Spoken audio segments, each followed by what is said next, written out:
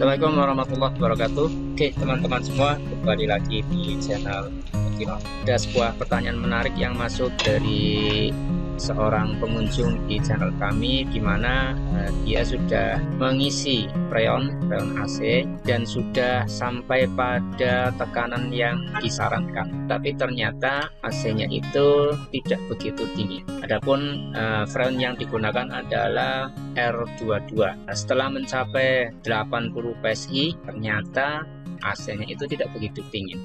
Kemudian dicoba lagi sampai 90 PSI, masih juga kurang dingin. Ini pertanyaan menarik, mengapa bisa demikian? Seharusnya ketika sudah diisi freon hingga 9 PSI, maka AC itu harus sudah menghasilkan udara yang dingin, ya, nyes gitu ya. Tapi ternyata yang terjadi tidak demikian. Nah, ini sebetulnya banyak sekali kasus semacam ini terjadi ketika AC itu sudah berkali-kali diisi ulang. Jawaban yang ada besar kemungkinan di mana AC yang tidak dingin itu di dalamnya itu sudah terisi oleh banyak udara bebas. Nah, ini yang menjadikan AC meskipun tekanannya sudah mencapai 90 PSI, tetapi AC-nya itu tidak dingin. Nah, ini sudah saya ulas pada video sebelumnya tentang mengapa udara bebas tidak boleh masuk pada unit AC.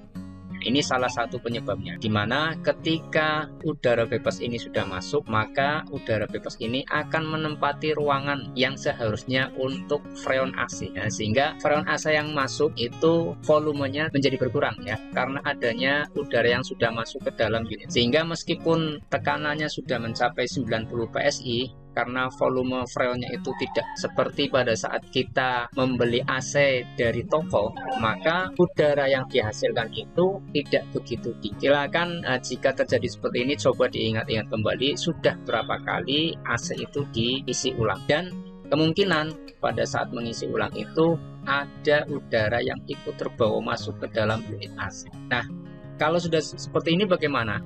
Nah, untuk permasalahan seperti ini ada dua solusi yang bisa kita lakukan. Yang pertama, untuk solusi yang pertama, mungkin ini bisa kita lakukan sendiri, yaitu dengan menambah tekanan freon yang kita isikan ke AC, ya. Misalkan di sini kalau R22 itu tekanan yang disarankan adalah 90 PSI. Ternyata belum dingin, maka kita tambahkan sampai 100 atau 110 PSI.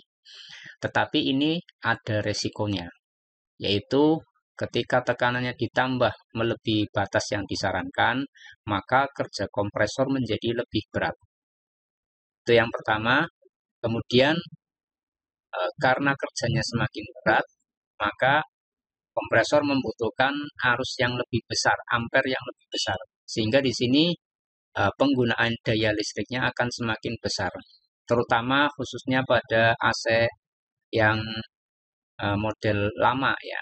Kalau yang inverter itu mungkin berbeda. Kemudian yang ketiga, karena kerjanya semakin berat, maka ini dimungkinkan usia dari kompresor sendiri itu akan pendek, ya, akan memperpendek usia kompresor.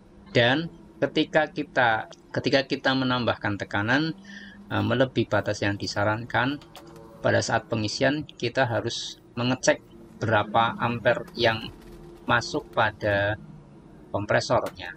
Ini mengapa diperlukan penggunaan tang ampere, yaitu untuk mengetahui apakah arus yang masuk itu sudah melebihi dari batas yang sewajarnya, ya.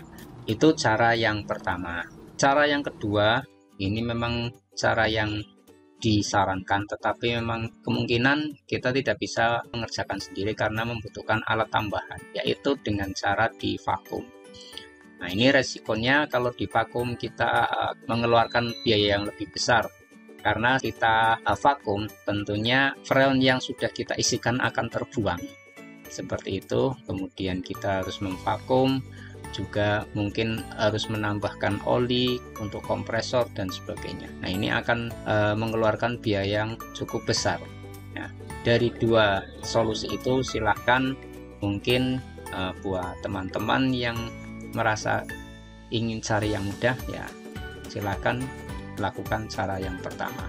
Tetapi harus diingat, ketika menambah tekanan pada AC, perhatikan ampere yang masuk ke kompresor, jangan sampai terlalu tinggi karena itu akan menjadikan kompresor mungkin bisa jebol ya. Itu saja teman-teman, semoga bermanfaat. Terima kasih. Assalamualaikum warahmatullahi wabarakatuh.